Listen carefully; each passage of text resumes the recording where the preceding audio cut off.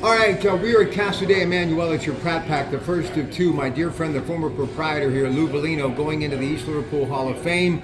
We'll catch up to the graduate of 1970 here in Pottertown. But some things just work out. Stars are aligned, and I've been wanting to talk to the new mayor, Robert Smith, and finally had a chance to meet him. Why? Because he's here enjoying dinner with his wife tonight. And he also happens to be connected to a really dear friend of mine who I spent 20 years with doing sports in this town, Jerry Stovall. So only because anytime anybody gives me a chance to talk about Smokey, Mayor, we got to have some laughs and talk about the one and only, often imitated but never duplicated. If there was anyone who could make me laugh, no matter how tough times were, it was Jerry Stovall. Talk about him a little bit. Smokey, I've known him since Little League football.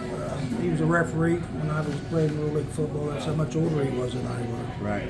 But good man. He worked with me in my landscaping business, and he did more work than I did, he says. And he'd always complain about everything I told him to do, but he would do it in a laughing way. And he fired me 3 times, and I owned the business. And I fired him 7 times. So they were very, very sorry to see him gone. And the whole town is such a vital part of what was going on back in the 80s and 90s and 70s, to be honest with you. Unbelievable person, sense of humor that cannot be duplicated, I should say. Never. And very, very good man, good veteran. Love him. I love him, and I missed him very much. All right, let's talk about you. A little bit of your background. Obviously, the fire department, all the good stuff. Tell me about some of the I was a things. city firefighter for 27 years. Before that, I was a bodyguard for John Rangus up in Pittsburgh. Right. On Chambers Development. Provided security for Three Rivers Stadium with him. Had the pleasures of meeting some of the likes of Lynn Swan, sitting there watching a ball game with Lynn Swan, which was amazing. And a bodyguard for that time for about 3 years, and then become a firefighter. And then at the same time, I had a landscaping business for about 40 years, to be honest. And Smokey was a big part of that. Right. I'll tell you, he was more of a part of it than he was, but That's we'll Smokey. go along with that. In case he's listening. Listen, one of the things you and I love is this community. Love it. And I've been coming down here for decades, and in the last 10, just giving of myself, just doing these videos to promote. Yes, you sure do. And I have seen more good things happen, but there are so many exciting things right now on the doorstep. So talk about your vision as the new mayor, moving forward, the future, and East Liverpool. A lot of good stuff in the works. Go ahead.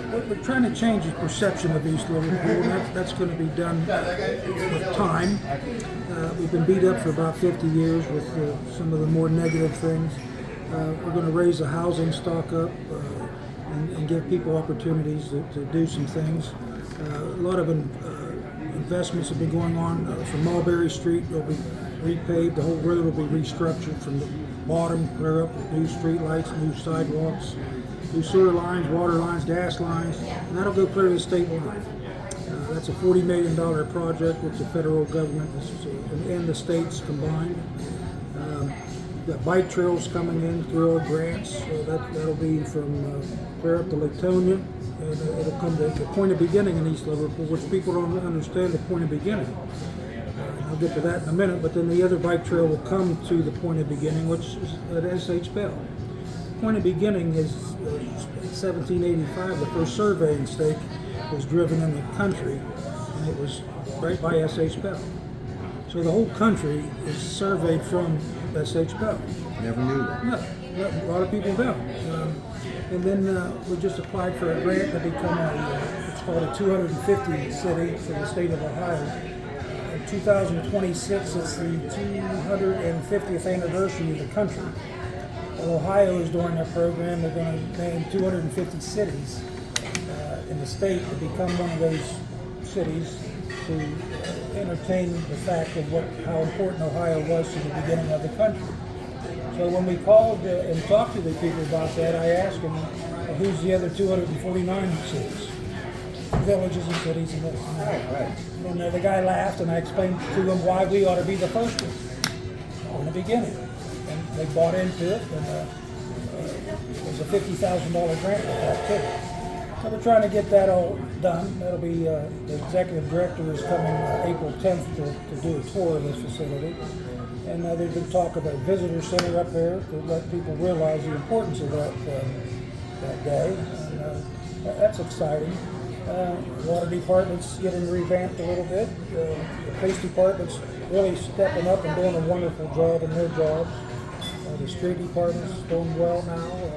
All the employees, we've got them in to buy into what we're trying to do. And that was the first thing we wanted to do, is get the employees to get on board and believe in what we're doing. And that was done with respect, and they know we work hard. And they bought into all this. And you really see the difference in doing that. That's exciting. The housing department, we got really great inspectors, and common sense inspectors. Without, sometimes you've got to go by the book, and sometimes you have to use some common sense to help some people that might not be able to do it in a timely manner. So we give them some time and help. That's exciting. There's so many different things that's going on. It's hard to sit here and go through them all without looking at a piece of paper, to be honest with you. Well, I tell people all the time how fortunate, if you're from East Liverpool, all of the good things, including the firefighters that you have. So blessed to have them. Well, you know that. Right. The ambulance service, a county hazmat team, it's all been done underneath Bill Jones. He's the safety service director. Me and him joined forces. That's who I work with. He does all the departments, and I take care of all the other things. We're all learning how to do all this. So it's an exciting time. It is. And we've had nothing but support. From the governor clear down to the lowest of low. The governor's helped us. Bert Dawson's reached out to us and assured us he wants to help us as much as possible. So there's a lot of help, and a lot of people from East Liverpool. And you don't have to be from East Liverpool to love it, as you know. Absolutely. And there's a lot of people that it's just unbelievable how much they care about East Liverpool. For instance, I take care of the ramp down when you're coming off Route 11. I've cut that grass for 20 years probably. I wanted to go from mulch to stone. I needed $600. I put it on Facebook, and people sent me $6,500. And the little notes that they sent, they put in the notes, help whoever you can with the money left over. That's exactly what I did. Took it down to zero. Well, that's exciting, and I'm not sure that happens anywhere else. No.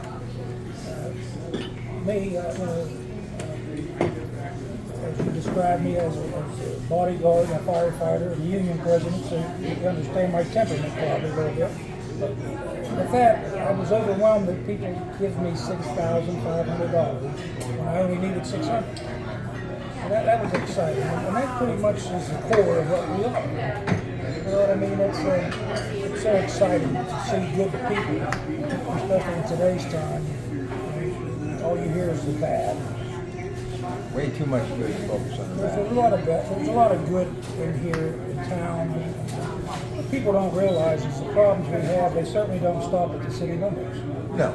That's another thing. You think East Liverpool,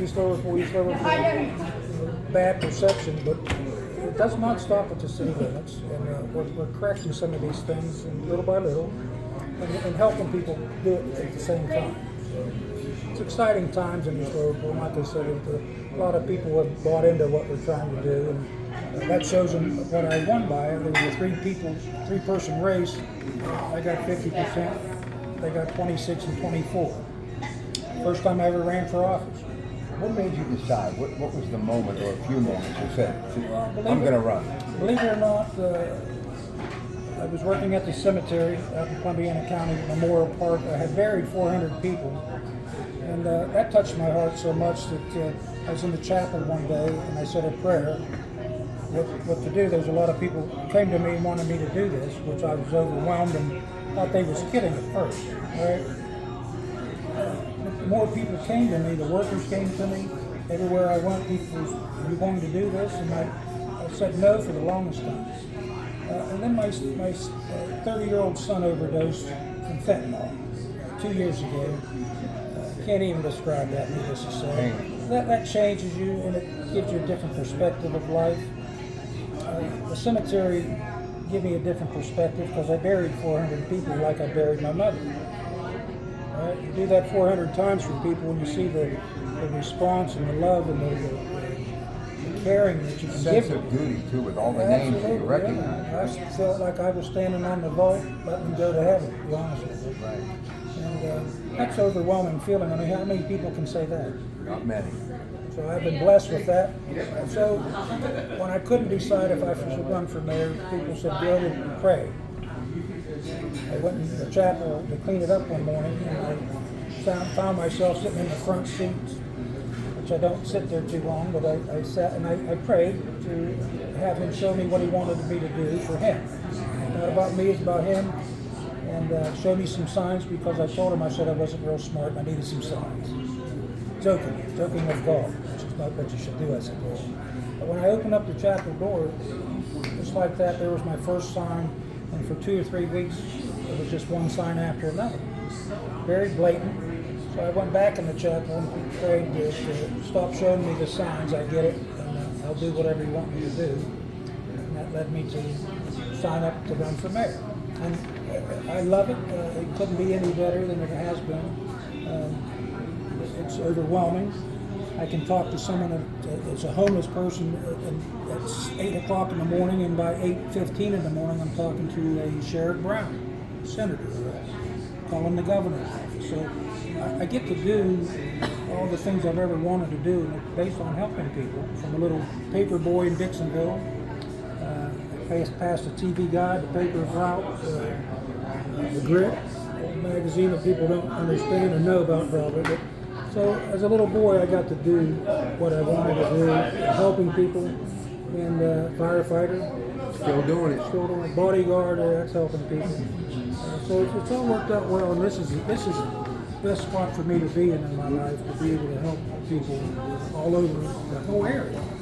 And it's very, very rewarding. Well, know this, you've got my number. Whatever I can do to promote and help, I will always be here. You sure have, and I listen to your videos, and when you say East Liverpool, I just smile, because what you say is a part of history.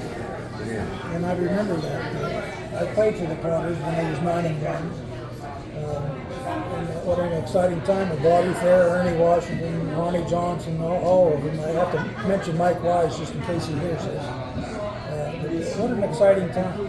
You know, I was watching some footage of Les Brown the other night. It happened to pop up, Canadian Football League. Yes, I seen that. Tremendous, tremendous. Well, I was friends with Jerry Brown, Les's older brother, and I would walk from Dixonville down the old dirt road, and Edna, Les's mom, Edna and Lou.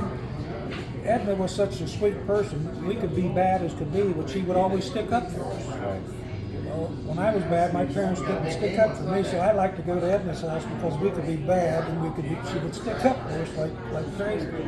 But I always remember sitting in the back seat of her Cadillac with me, Les, and Jerry, and we would pick on Les. Kidding, of course. Right. And to see what he's done now is just unbelievable. Matter of fact, Frank Dawson was telling me the other day, instead of student of the month, we ought to do something with the graduate of the year or month. Right. A lot of famous people have come from these things. And I think it's time we highlight those people. Les would certainly be one of them. Right? So, a lot of good people. Well, I'm glad I got a chance to meet you. Stop down at the office, and people ask me what they can do for me, and I ask them to bring me Oreos, so I have a whole bunch of Oreos. Listen, whatever I Bring can Oreos do. and coffee or whatever you want. I'm in. Thank you, Mayor. Thank you so much. All right, Thank you. coming back to talk to Lou Valino in just a moment. Cassidy Emanuel, stay with us.